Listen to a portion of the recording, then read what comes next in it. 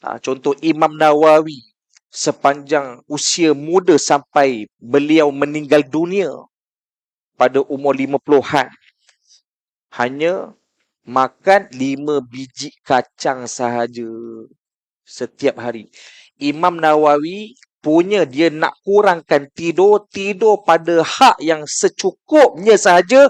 Guru saya tunjuk hanya sekadar sandar di dinding, menjulurkan kakinya.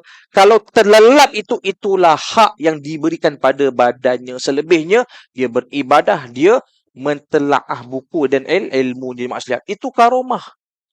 Imam Malik sepanjang berada di Madinah, seumur hidup Imam Malik langsung tak pernah pakai sepatu dekat kawasan Madinah.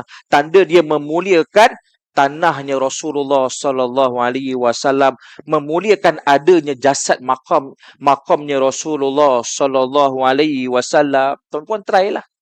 Musim panas kat Madinah tu tak pakai siput. Terus tak buat umrah tau. Nak ceritanya, kata guru kami, amal waliullah bukan untuk kita ikuti.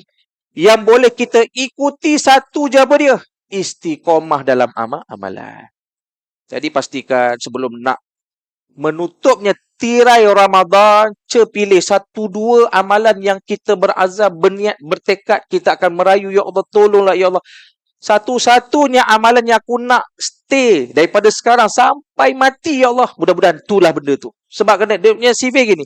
Untuk masuk syurga Allah Ta'ala, kita tak perlukan pada 100 rahmat Allah. Untuk masuk syurga Allah SWT, kita hanya perlukan 1 rahmat Allah Ta'ala sahaja. Dan 1 rahmat Allah Ta'ala itu boleh datang dengan sebab amal ibadah kita. Disebabkan 1 amal ibadah kita oleh Allah Subhanahu wa Ta'ala. Macam Imam Ghazali ditanyakan macam mana boleh mimpi syurga.